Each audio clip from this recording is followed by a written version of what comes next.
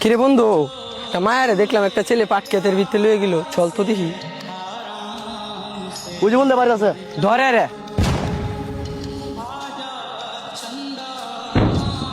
ধর বন্ধু। ক মায়াটা রে, কি করছস?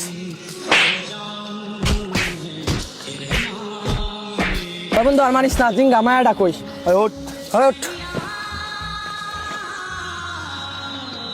ভাই না বন্ধু, মায়াটা শেষ করেছে, মারিলছে।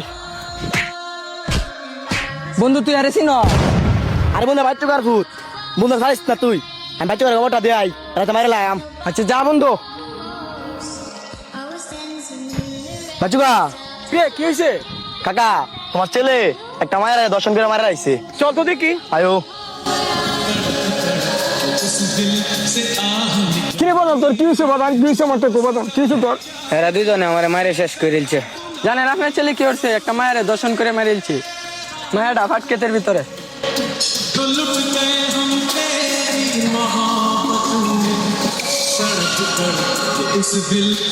বান্দির পুতি তো মায়ের একবার শেষ করে আসে, যাই বান্দির পুত্র আজ আমি মায়ের ভাই যাই। এই আমার ছেলে দিকে কি হয়েছে? মায়ের একবার শেষ করছে, এরা শেষ করলা।